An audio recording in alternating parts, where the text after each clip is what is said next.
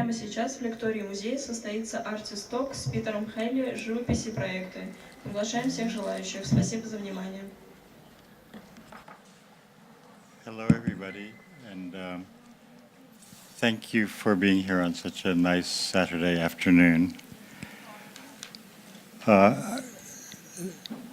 Today, I'd like to take you through my work from the beginning, and I'm going to start with the sort of greatest hits of 20th century geometric abstraction, Malevich, Mondrian, and Picasso and Cubism. And in a way, the basis of my work was an effort to understand why geometric imagery had reappeared in 20th century abstract art.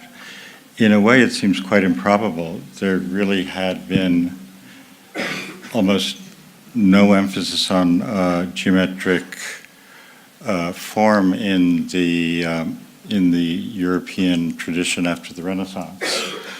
But all of a sudden, around 1900, 1910, you see it making a sudden appearance. And I guess what happened is I was engaged in a kind of thought experience, saying, well, maybe this art arose as a result of the increasing geometric order of an industrial society, that the art was in fact reflecting social conditions rather than simply being a spiritual expression or a formal expression or all the other things we associate with geometric abstraction. Along with Malevich, Mondrian, the Bauhaus, other movements, I've always been particularly interested in Picasso. Often, sometimes people ask me who is my favorite abstract geometric artist, and instead of Mondrian, I always mention Picasso. And people don't generally think of him as engaged in geometry. But if you look at this Cubist painting from 1912, in fact, he is describing the world as a series of vectors, which is certainly part of geometry. And a little later in 1925, with a painting like this, it is predominantly a interplay of geometric forms. The other thing that's a big part of my past is minimalism and pop art. Donald Judd, Robert Morris, and of course Andy Warhol. And by the beginning of the 80s, when I sort of came of age as an artist, those movements were somewhat in eclipse in the art world. It was the heyday of neo-expressionism, the revival of figurative oil painting in Europe and elsewhere, and the revival of the kind of idea that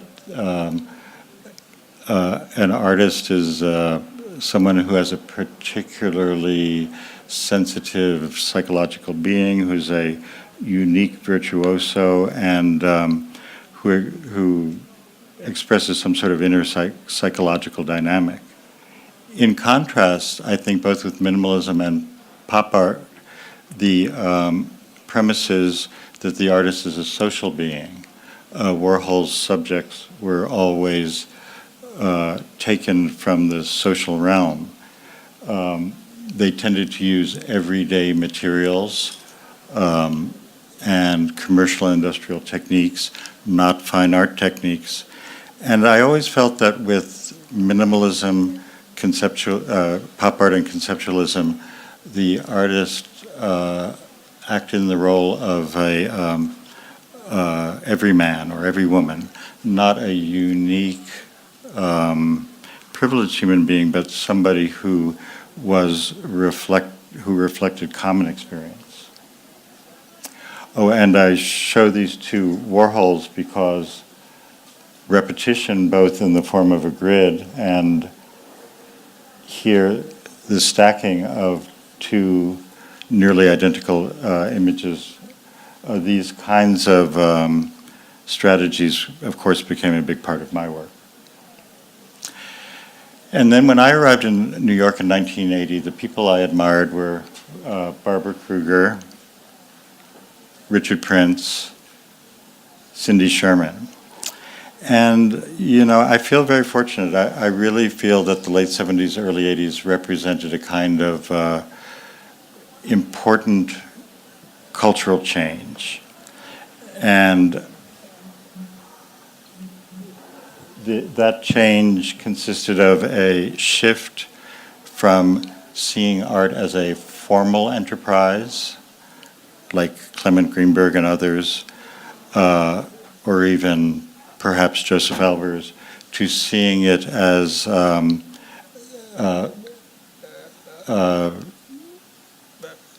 involved with semiotics.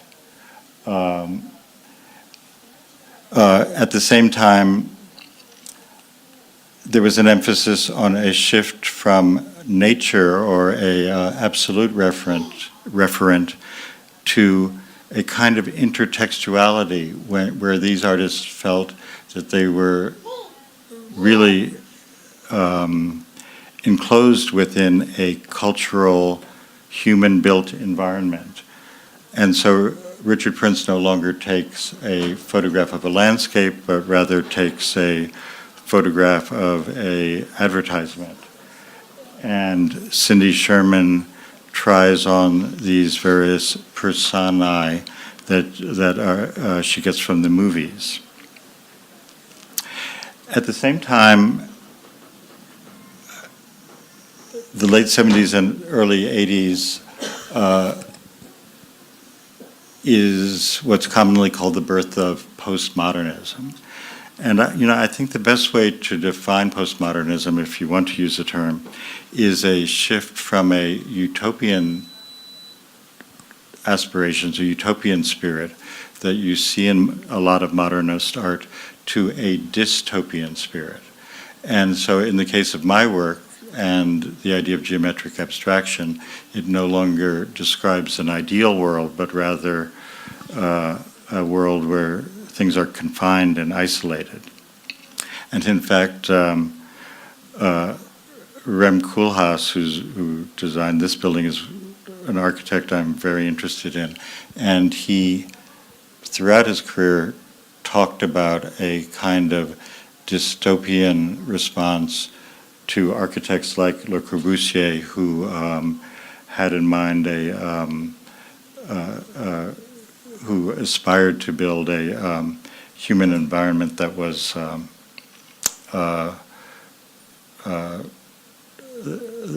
that would solve the problems of society. Believe it or not, another influence on me at that time was Philip Guston, and I wanted to show this because it sort of demonstrates that artists can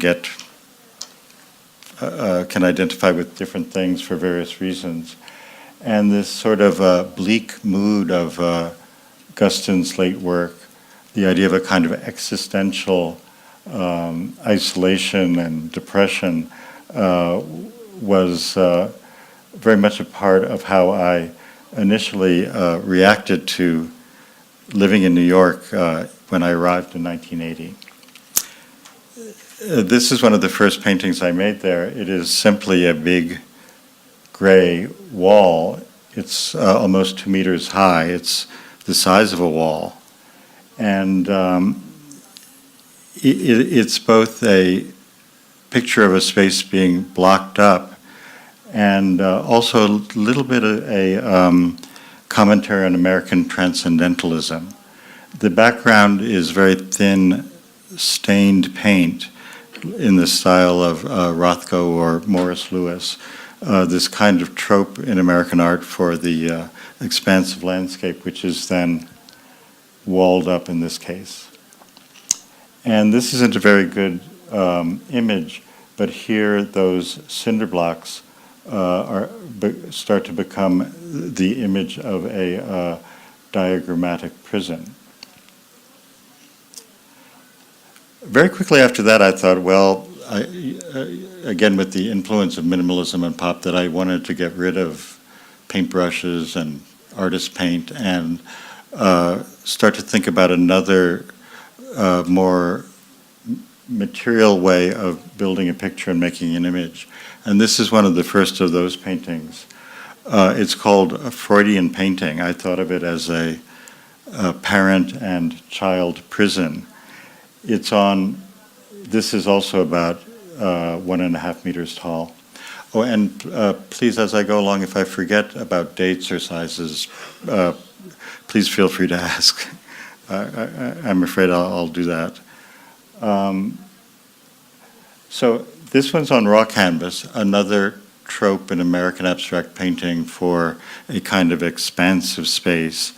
And now I've decided to focus on the modernist square. And it was, again, a kind of thought experiment. What if I put simple diagrammatic bars on these two squares and cover them with a kind of fake stucco material to give them a texture and start to call this idealist square a prison? And that was the initial way I came up with to make images that I still pursue to this day. I made several paintings like that. I soon thereafter got interested in day-glow fluorescent paint. Again, I was interested in taking materials from the commercial, technological realm, and day-glow paint seemed to me a way of creating a real artificial technological light, very different from any kind of natural light. Following from somebody like Andy Warhol, I began to concentrate on diptychs, black and white versus color. The prison has now become stacked up to make a tower. A bad picture, I'm afraid, from my studio in 1981 of 3 prison towers on bigger and bigger canvases, a kind of progression. And then in 1982, another kind of notion came into my work.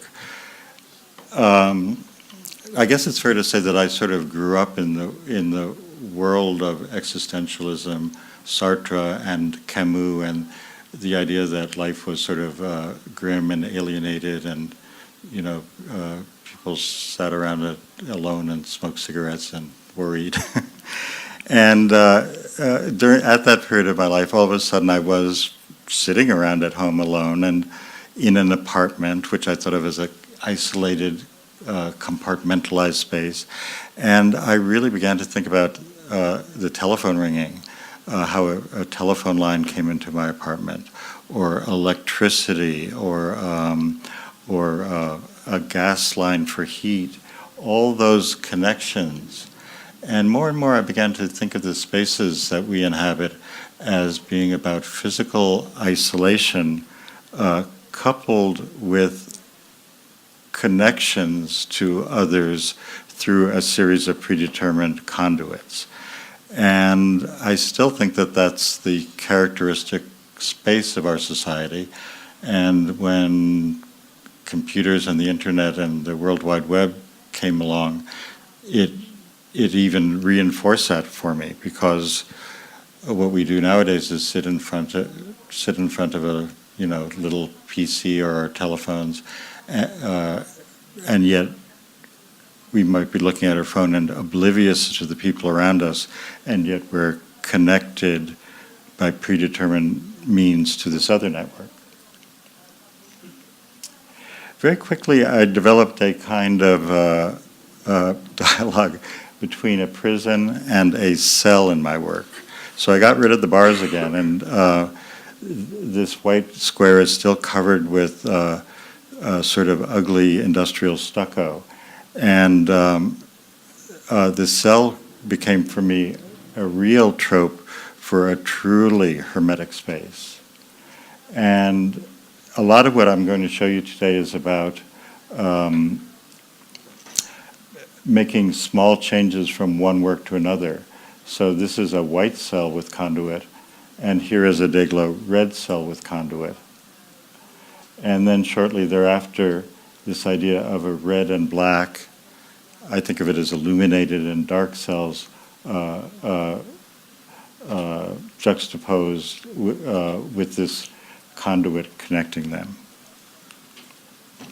This is my first show in New York at a gallery in the East Village run by artists in 1985,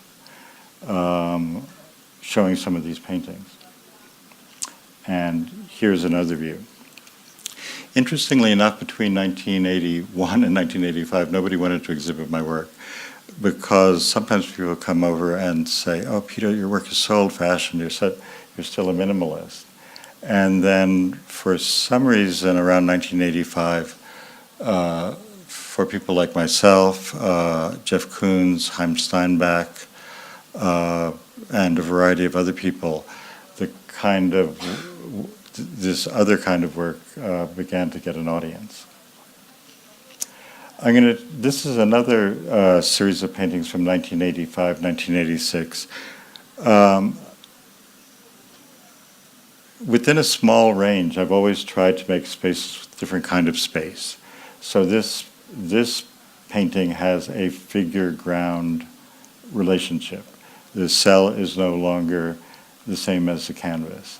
And in fact, I was thinking about video games when I made this painting. And I'd like to claim that along with its social content, these paintings are also a kind of psychological diary. So here, where the prison sits in a dark space and no longer is connected to the cell, that means something for me. Here, the conduit goes up into the cell, and I imagined something leaving by a little chimney on the left. And as you'll see again and again, first I made a red one, then I made a blue one. And then I put them together. And then this is still 1985, and then this painting became this painting, which became a kind of emblematic image for me because of the way it depicted a kind of hermetic circulation in which whatever leaves the cell goes back into the cell, sort of describing the hermeticism of our developed industrial culture, in which any kind of outside nature is more and more excluded, and we live in a world bordered by our own technology. I'm going to show you the reversing Figureground was the next painting after that. Then a change took place in the configuration. Now the conduit goes through the cell. And I'm showing you a little series of works. So there was that one. And then this one, this is 1986. The only difference is the color of the cell changes. And then I did a monochrome one.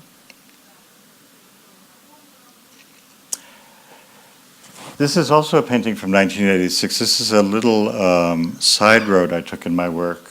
This painting doesn't have a cell. It's simply a flat black canvas, and there's still a conduit, but there's nothing left in this space. And I thought of it as a kind of post-apocalyptic world. I made a larger painting like that. This is called No Man's Land. It was also a kind of artistic joke because since my work had become so associated with cells and conduits, I thought, well, will it still be in the Peter Halley style if there's no more cell, prison, or stucco? And the little one with the Deglo yellow space. And it's interesting the way these things happen. the way these things happen, this unit of space then became the basis of a series of works in which I tried to work with sequences of colors. And at the same time, this piece reminds me of the work of Ellsworth Kelly. And so that kind of intertextual relationship, where it's both about my own investigation of a modular space, but also references another artist who had influenced me, was interesting. A second painting in that series and a third one, which again, for me, this painting became, had the associations of being a bleak or threatening space. This is about 1987. It's a tall painting, almost 2 meters high. And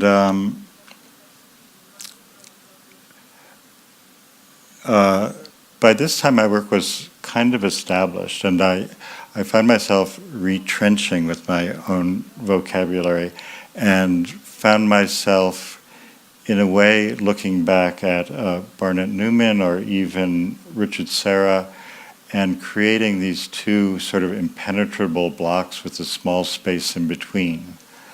They're not so much about communication at all. And here's the way I developed that idea. I again introduce a conduit on the bottom, and here there are 3 spaces rather than 1 space between the cells. This is 1989. These are still big paintings, and something else changed.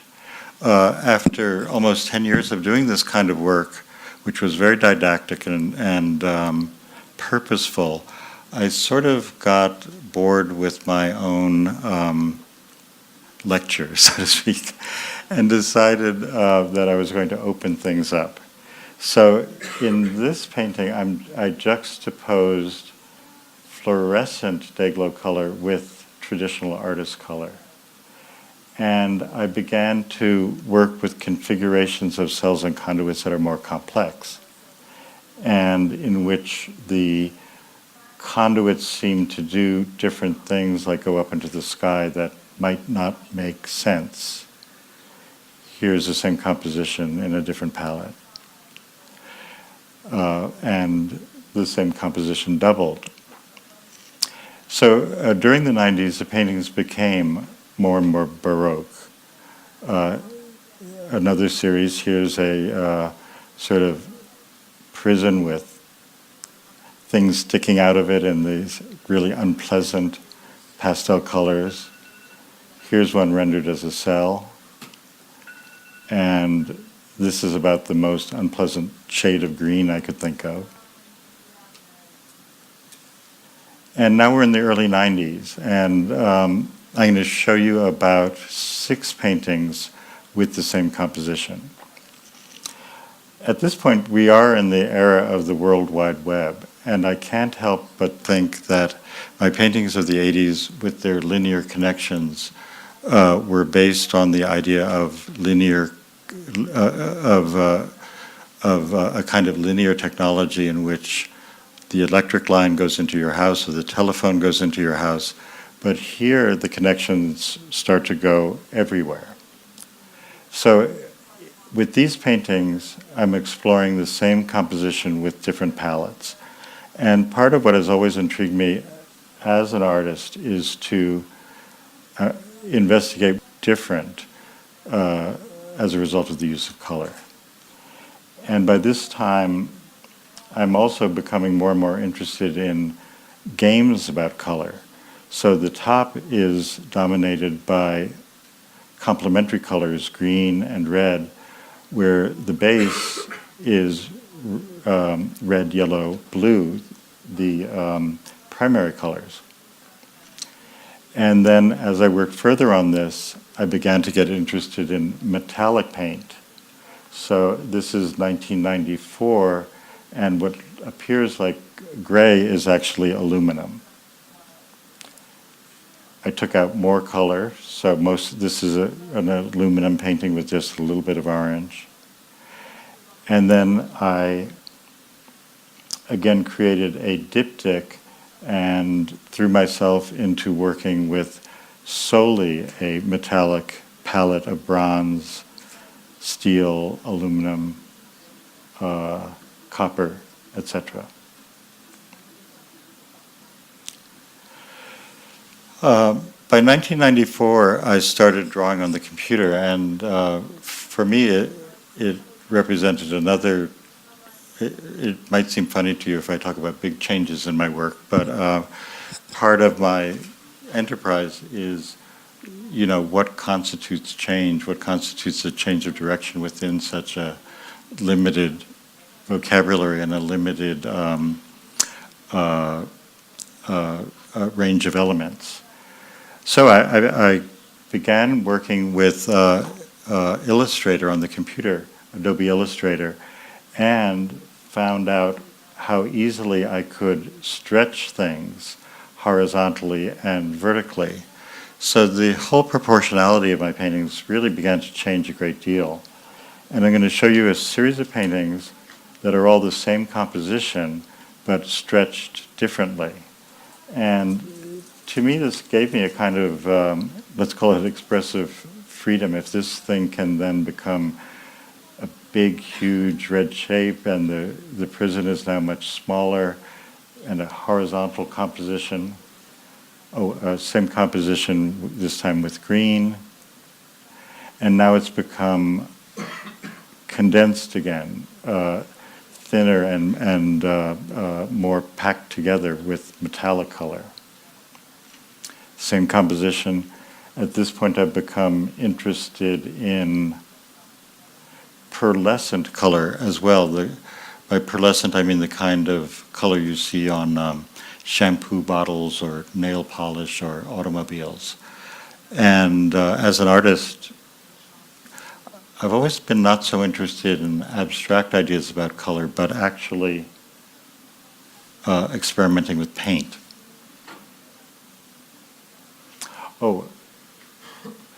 Working with the computer also enabled my work to become quite modular.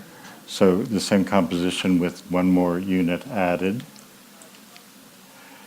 Now the unit on the left has disappeared and the one on the right remains. The same composition rendered in pearlescent paint and doubled. And now we're in about the year 2000, and I'm jumping ahead because this is another kind of painting I began doing. I became interested in the idea of,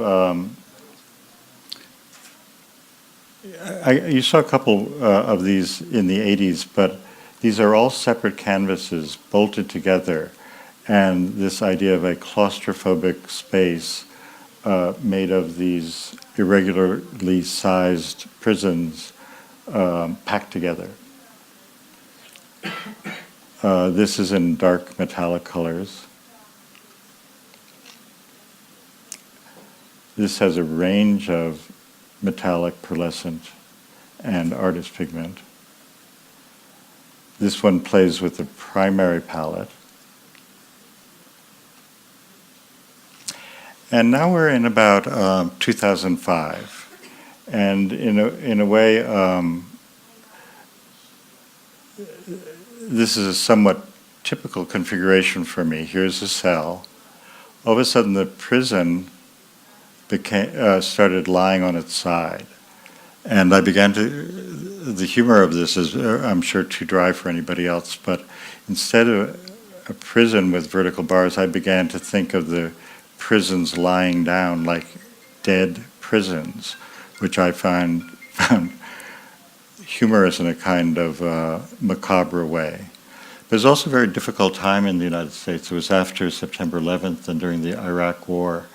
And honestly, the image that popped into my head was of a dead prison. I'm showing these paintings together if you turn your head to the left and think of this as the top, I then painted the same painting turned 90 degrees. This was another kind of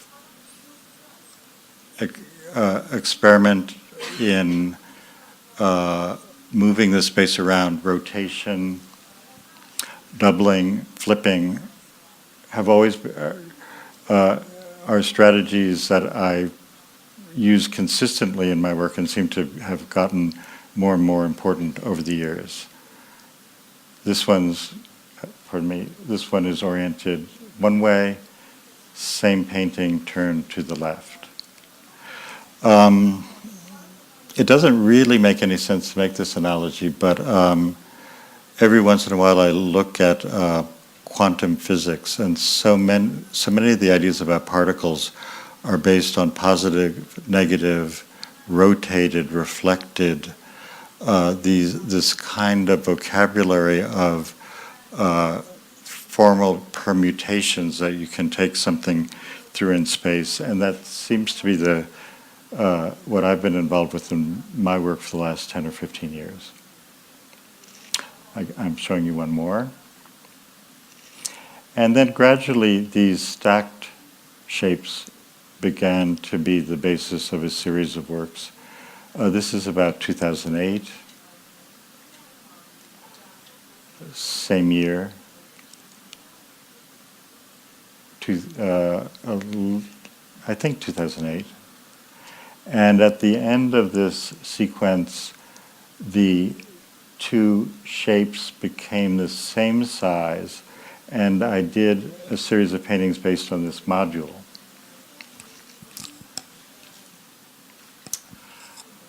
Or two cells that are rectangles, or a prison and a cell, or the rectangles could be split in half on the top or the bottom, or they could be prisons or cells. And I've exhibited these together, which this idea of looking at these permutations is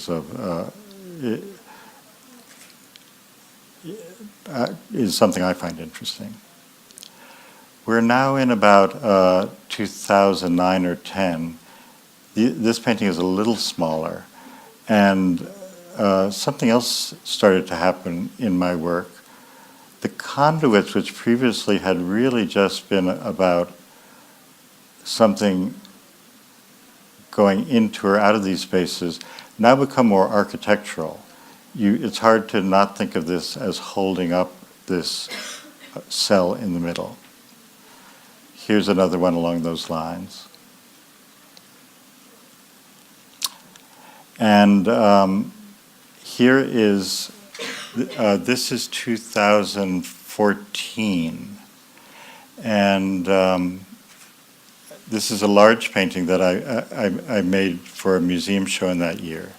And if you recall, for the previous 10 years or so, I had been making paintings like this, which made a lot of sense.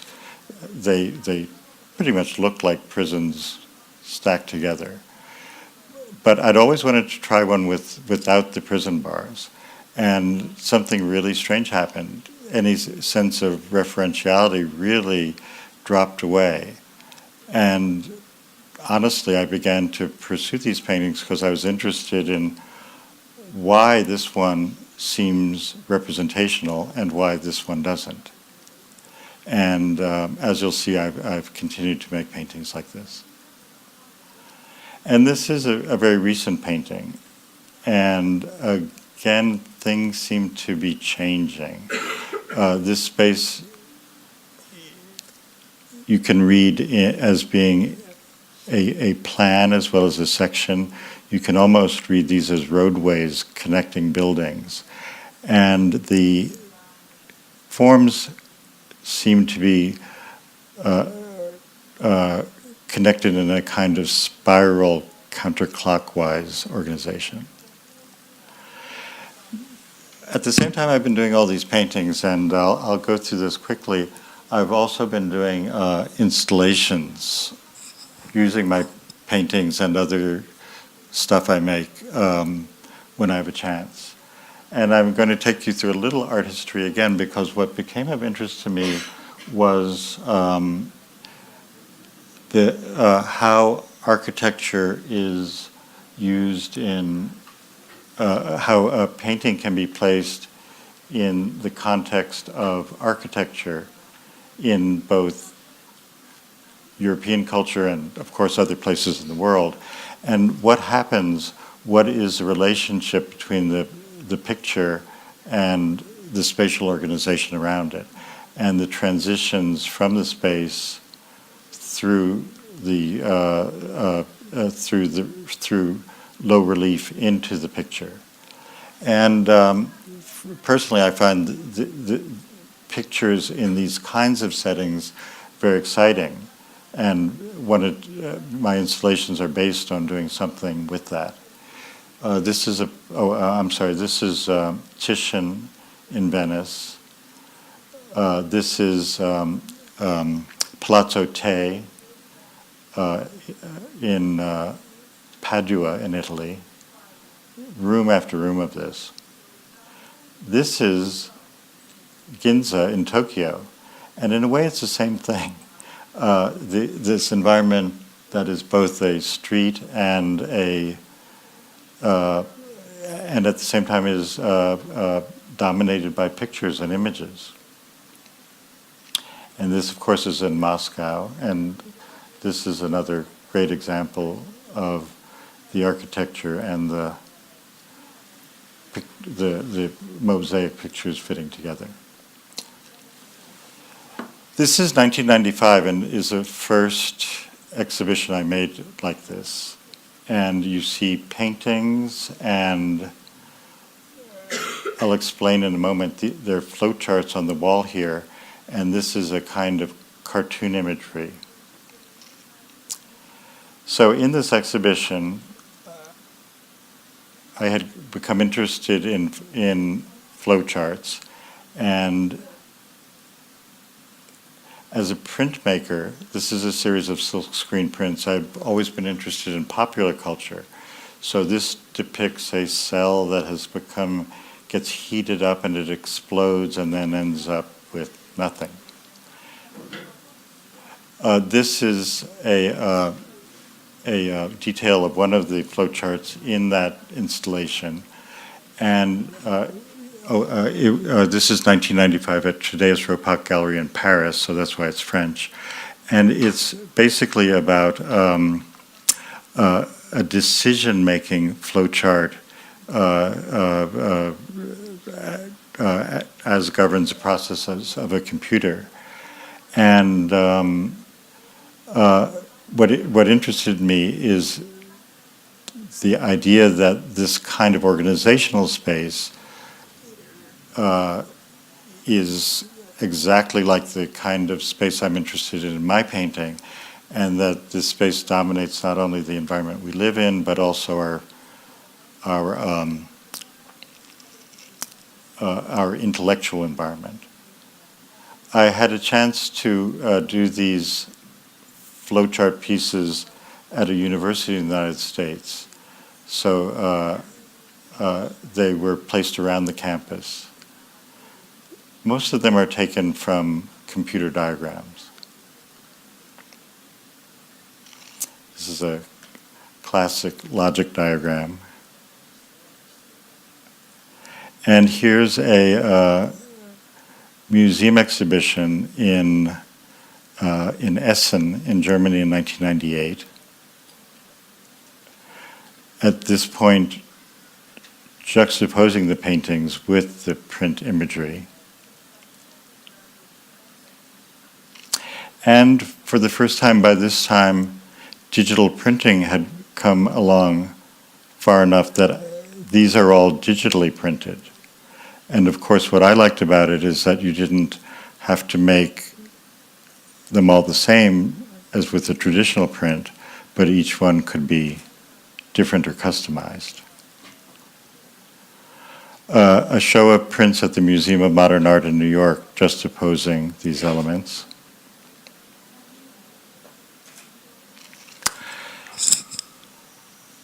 as I mentioned, I am so interested in architecture and the relationship between architecture and image making. This is in a town near Madrid in Spain. It's the town library designed by two architects, Abelos and Herreros, who were from Madrid. And they asked me to do digital prints for the interior. And what I did was I took a text by Jorge Luis Borges about the library and put it through the computer many times until it became a kind of imaginary language. And that is the interior walls of the library. This is a exhibition in Italy in the early 2000s. In New York in 2002.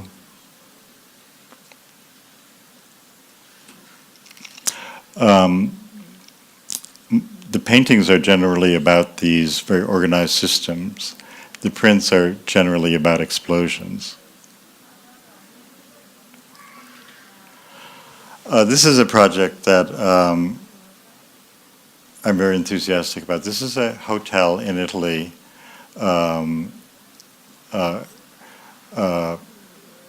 designed by Alessandro Bandini, the Italian architect and designer.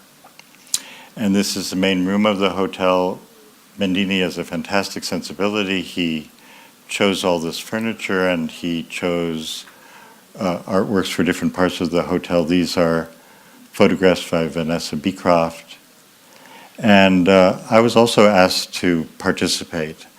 And originally, this is a hotel bar, and I was originally asked to do an entire installation, but they weren't very organized, so I just sent paintings and couldn't do the installation myself. And for a long time, the art gallery, my friend who arranged the whole commission, wouldn't send me pictures of the end result because in fact Alessandro Bandini ended up doing the wall painting, and my friend thought I'd be very angry about it, but I actually loved it, and ended up collaborating with Bandini. So this is a wall treatment by Alessandro Bandini with my paintings at Galleria Massimo Manini. That's Massimo in Italy. This is in Moscow at Gary Titinsian Gallery. This is 2006. Another strategy of framing the paintings with their own drawings. This is at a university in New York where they asked me to do all the public spaces of the school. The text here is based on classic works of literature. They didn't have enough money for carved stone, so I did a kind of digital wall treatment. I'm going to show you just a couple things from the last 2 years. This is a museum in Germany, the Schwerin Kuntala, and I was asked to do a project in the entrance rotunda. It was last summer, and the rotunda has a glass roof, and the first thing I realized is that the whole space was going to be dominated by the sunlight. And so what I decided to do was to tint the skylight and use the sun itself to create a space dominated by yellow light. So here's the entranceway, and then when you go inside, it was like being in a yellow swimming pool. There was a yellow film over the skylight. These are reflective panels printed digitally with yellow. The floor was yellow, yellow film on the windows. So all of a sudden you were in this yellow world. Here's the same thing with people.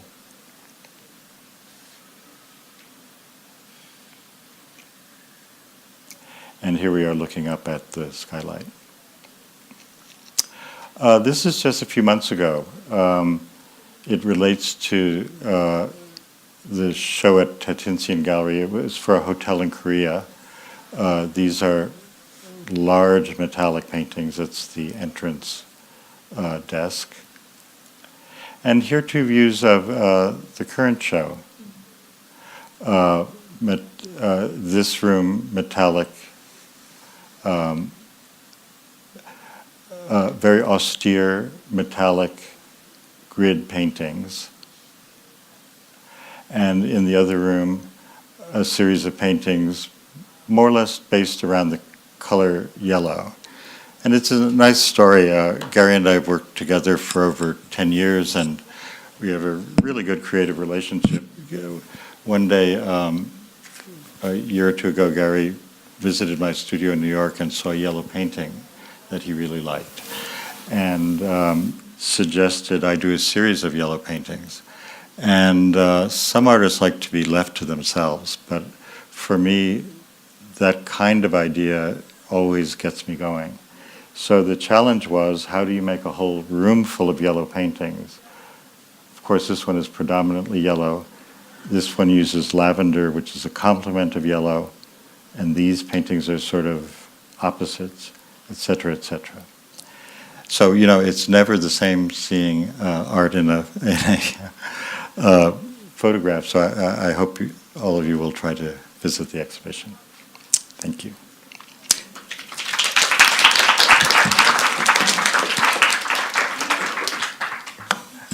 Yes, I'm happy to answer any questions. Если у вас есть какие-нибудь... Да. Мне на русском говорит? У меня такой вопрос. Меня зовут Потапов Владимир, я художник, и прежде всего я хотел поблагодарить вас вот за эту прекрасную лекцию. Первый вопрос. У вас есть сквозной образ вот такой вот тюрьмы или социальной такой вот изолированной комнаты, которую вы транслируете уже, ну вот, сколько получается, уже около 30 лет, да? И с одной стороны, это такое довольно модернистское настаивание на одном образе, но с другой стороны, вы находите со временем иные интерпретации этой решетки, вы делаете незначительные изменения, которые ну, как бы коррелируют вот с теми изменениями, которые наступили там, в 90-е там, с появлением социальных сетей там, и так далее. То есть вы так или иначе настаиваете, с одной стороны, на одном образе, но с другой стороны пытаетесь его как бы актуализировать в те изменения, которые постоянно наступают, которые ну, постоянно происходят, вот, не отказываясь. Второй момент. Вот в этом настаивании есть еще некий вот такой как бы образ бренда, некий узнаваемый почерк автора. Увидя вашу работу в любом месте, можно сразу сказать, что это именно вы. Вот насколько для вас это как бы является критичным, или наоборот, вы используете эту стратегию, ну, как бы, не особенно соотнося с тем, что сегодняшняя быстротечность такова, что многие художники современные, они работают в таком как бы проектном способе, проектный такой способ мышления, когда один проект конечен, и каждый новый проект отличается от предыдущего, и нет никакой сквозной темы. Вот мне хотелось бы узнать, что вы по этому поводу думаете.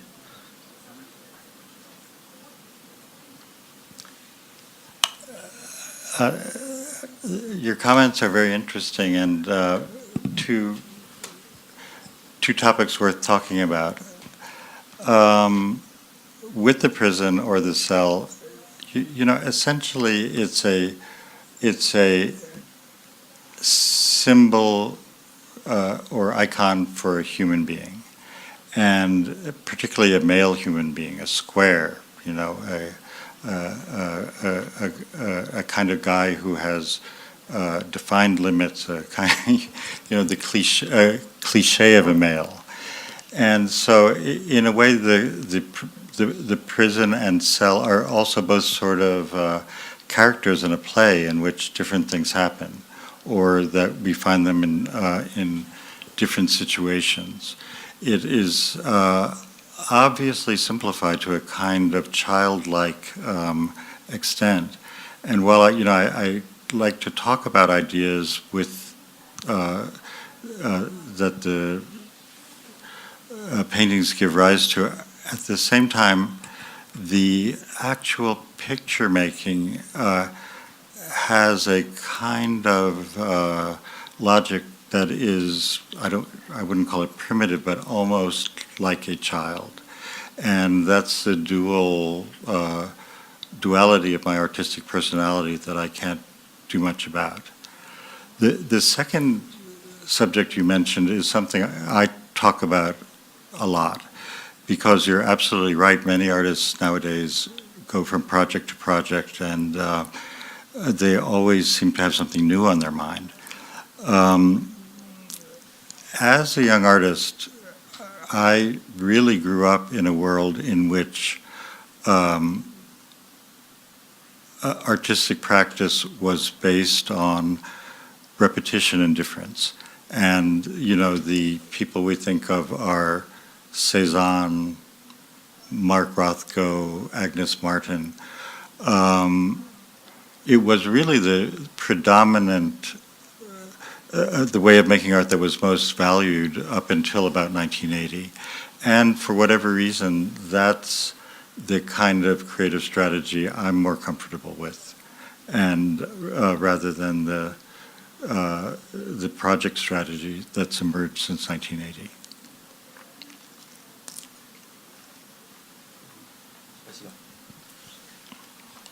Hello. Nice device, by the way. I'm Dasha. I'm architect, and my question is more practical. So you showed us the several cases where you collaborated with architects and designers. So could you tell more about how did you share the responsibility? So how did they hire you for this work? Because like you're an artist, and you produce this kind of like worldwide known art. But what is your role? Maybe you I don't know, make this brainstorm session, because it's not only yours idea, but you have to fit the idea in the project. That's another great question. It's different with everyone. And with Abelos and Herreros, they showed me, they were interested in my work, and they showed me a model they had made with the inside of the library. Some younger people won't know what this is, but they had taken a telephone book with all the telephone numbers and little print, and they had put that on the walls of a library. So I used that as a starting point. I'm very interested in things that are site-specific, and I have a little bit of an architect in me insofar as I like solving visual problems. So based on their desire to have text, that was a problem that I wanted to solve there. With Alessandro Bandini, who is famous for being a very generous and creative collaborator, it was almost like magic. We've only met a couple times. It was mostly done via email. And in certain cases, I would say something simple to him. In the case of the second installation at the gallery in New York, I said, the space is very compact. What if you did something in which the walls seem to disappear, almost seem to have cubist kinds of planes? And that's what he started with. What I came away with Alessandro, it didn't always work based on my ideas. But he does like to listen, but it was almost like the cliche of being in a rock band, and you and the other musician just have this ability to improvise, totally without friction. I also worked with, I didn't show it today, a designer in Paris named Nathalie Crasset, and that was different again. We're good friends and it was easy to work with her, but since she was designing the walls, I expected that she would compose the walls. But in fact, her work tends to be very sculptural, and she came up with, let's just call it imagery for the walls, but she made no effort to organize it in relationship to my paintings and expected me to have that role of composer.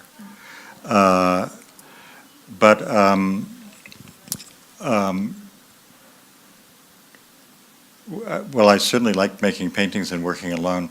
These collaborative situations have been a real high for me. And I think just like working in theater or music, you know, when you do something with the team and there's a lot of pressure and then it comes out well, there's a kind of pleasure in that that's very intense. In many of your paintings, you have this dominant figure or unit, you know, sometimes a rectangle, sometimes a square. What does that represent to you? Well, many things. I mean, it is open enough. Let's say at first they were only squares, then they became different shapes. So the square at the same time was taking this icon of modernism. Well, from Malevich to minimalism, rational geometry was always based on the square. So I was taking the abstract square and making it into a space, into something that I thought of as real. And in my mind, it was a space that a human being was enclosed within. I think of myself inside the cell or prison. And for me, it has associations of rationality. Squares are rational, but wanting to interpret that kind of rationality is imprisoning. And then again, it became a kind of meditation during the 80s and how these separate spaces are connected to one another, just as we might think about how people living in a big apartment building and all the apartments, they're all separate and isolated, but what kind of issues of separation or connection we have there. So I'm saying two things, that I'm both seeing it as a building and an enclosure and also a stand-in for a human being. But, you know, I think the power of abstract art, if you consider my work as a branch of abstraction, is that the signs are not specific, but a square is such a general thing that you can push it and pull it in different directions to give it different meanings. Whereas if it were not a square but a coffee cup, it would be harder to go back and forth with it in different directions.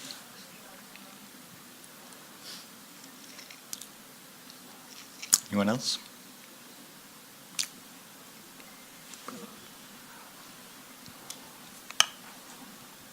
Здравствуйте. Я по-русски, можно, да. Здравствуйте, меня зовут Александр Зайцев. Я хотел бы спросить, во-первых, спасибо за разговор с нами, рассказ про свое творчество. Я хотел немножечко личный вопрос спросить у вас. Где находится ваша мастерская? Как она выглядит и как вы выстраиваете свой художественный процесс? То есть соотносится ли довольно рациональный сюжет картины с вашим творческим пространством? Там творится хаос или все разложено очень ровно, ортогонально, прямолинейно, вы каждый день моете полы, там, ну, условно говоря. Просто интересно, как выстраивается ваш творческий процесс? Спасибо. Thank you for your question. I forgot to talk about that.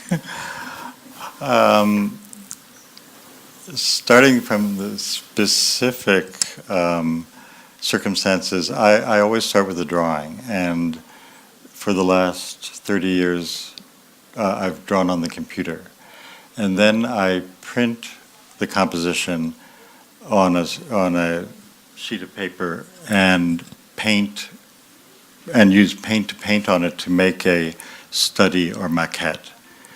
And then I order a big stretcher and draw the painting on the stretcher. And these paintings are a great deal of work. One thing I didn't speak about is not only the cells, but the conduits are built up with a great deal of paint. The bands are about 50 coats of paint, and but the reason they're straight is that they're you put tape on and then you paint between the tape, and every 4 coats of paint the tape has to be removed, or otherwise you don't get a clean edge. So there's 3 artists that work with me in my studio doing all that work. I used to do it all myself, but if I were still doing it, I don't think I'd be here in Moscow. I'd be in New York, which is where I work, painting. And I have a big studio in Manhattan.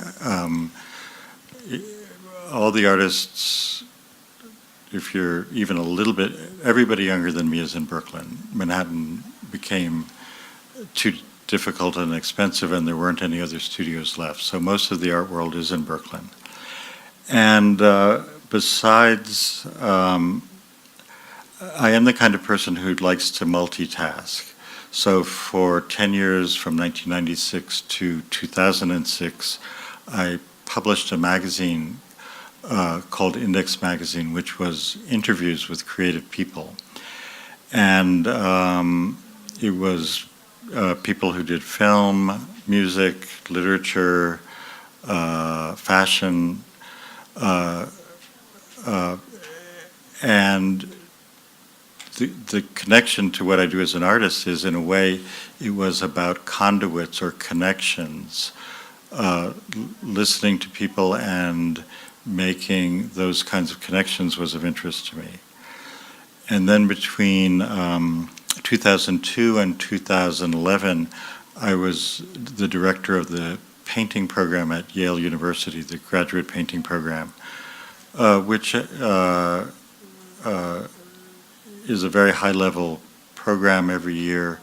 20 students out of 600 are admitted, so I had the opportunity to work with very special young artists.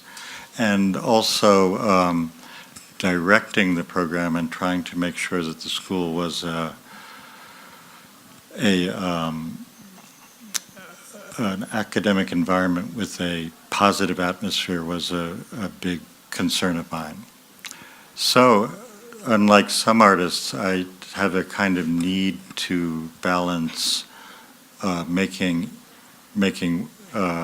artworks with other kind of activities.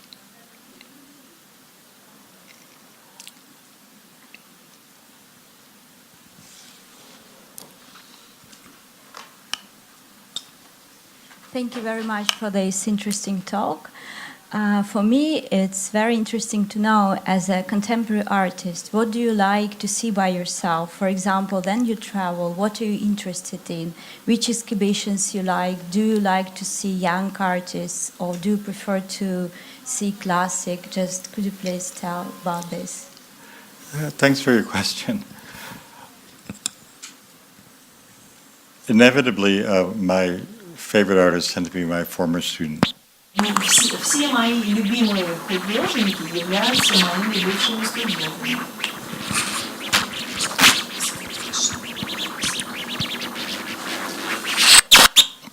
If I have a chance, I'll also talk about their work as much as possible.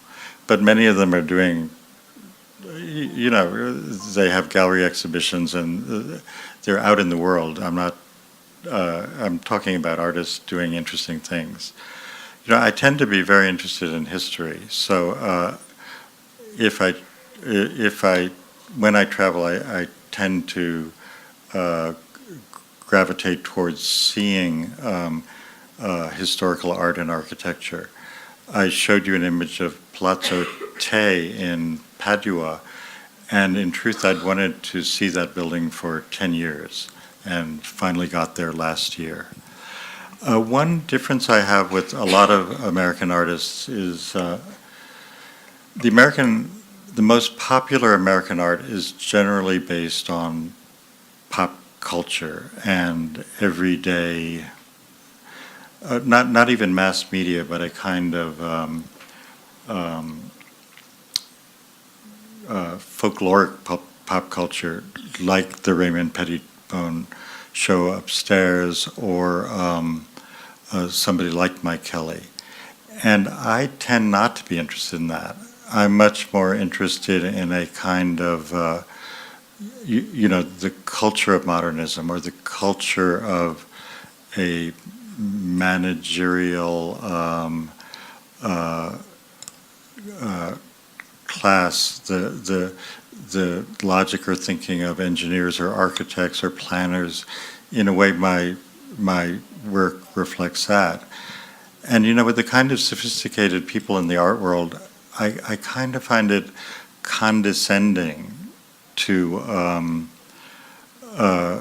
when people embrace this kind of cartoon imagery, whatever you want to call it, rather than things that are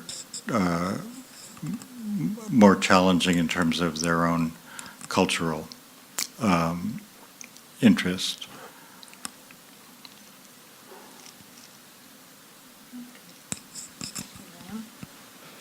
Hello.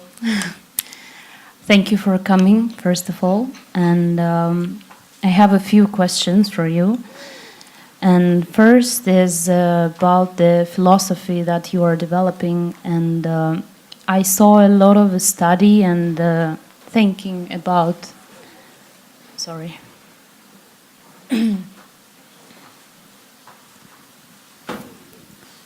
The society and the human behavior and the way you apply it in your work. But my question is that if it is also affecting your own life behavior, or like, do you actually accept the reality that you are seeing, or you believe into something else?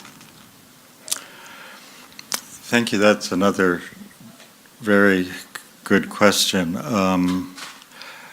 Today I didn't have a chance to talk about the early 80s and post-structuralism and the ideas of Michel Foucault and Jean Baudrillard that so much affected me and other people during the early 1980s and became really such a dominant part of the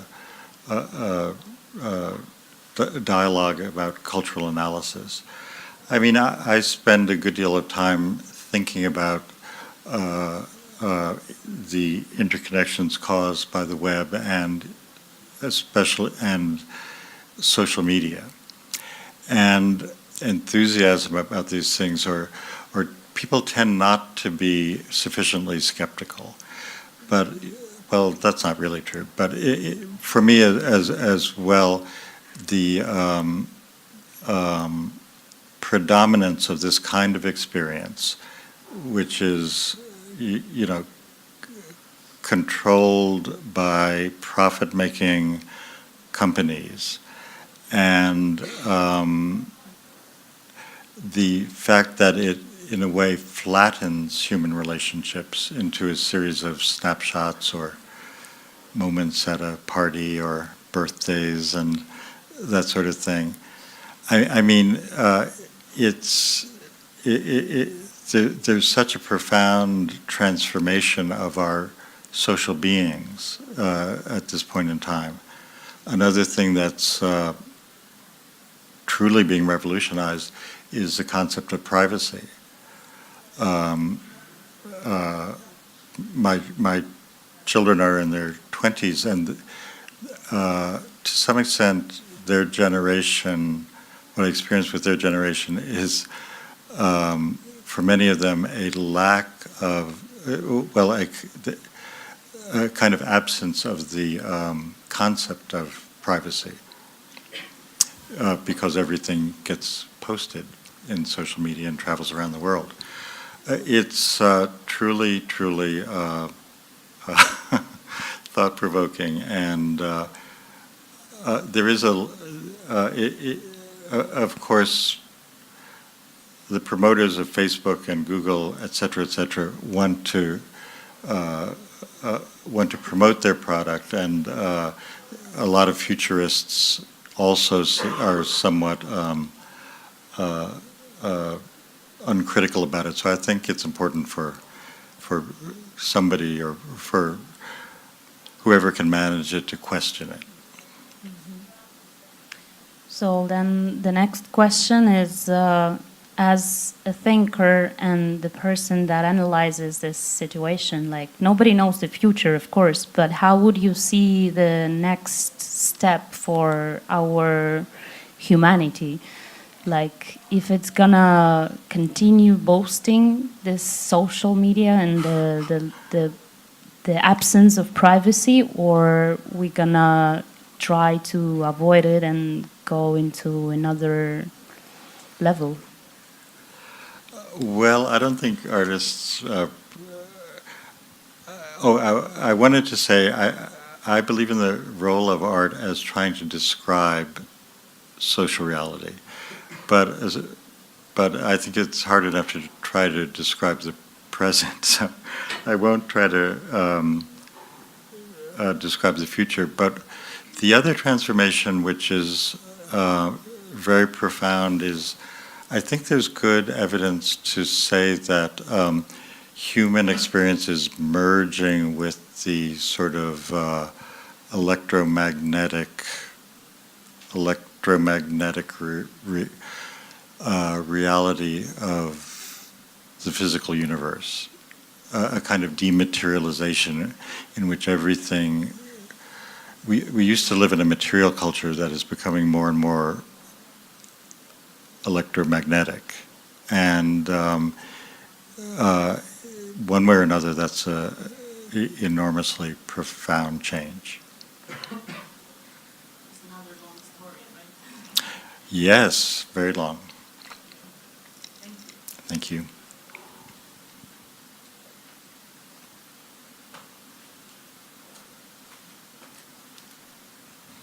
First of all, thank you for coming and share your thoughts with us and your artist experience. I have a really simple question, I guess. We saw already different colors in your work. What is the next color for your future? Oh, I have no idea. My work really is intuitive and based on experimentation or trying things out, and really does come from unconscious sources. And even the progress of my work over the last 30 years is entirely based on intuition, and a lot of the comments I've made about it are things I only realize afterwards.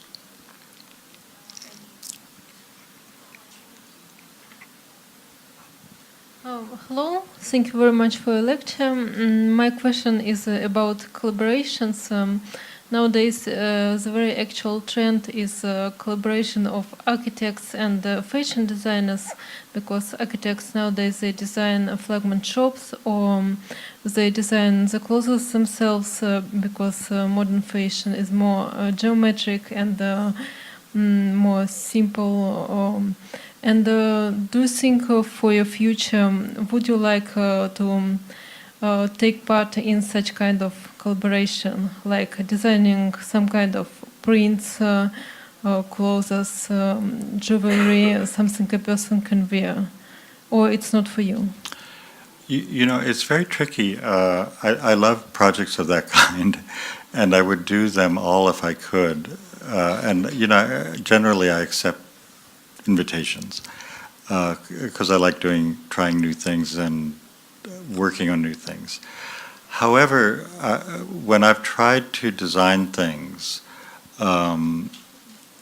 from graphic design to clothing to anything else, in my particular case, I'm not very good at it.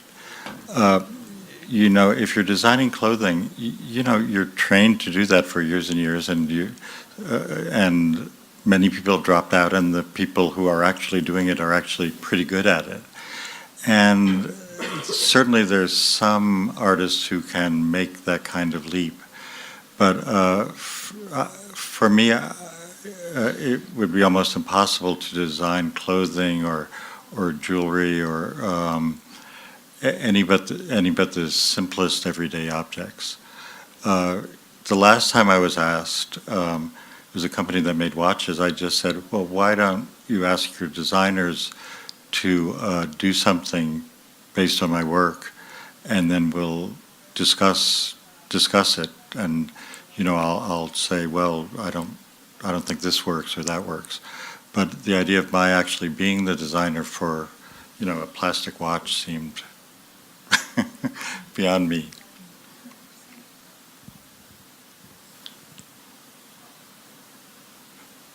Well, thank you all. You've been such a wonderful audience, and thank you for being here, and also your generosity for attending a lecture in English. Thank you so much.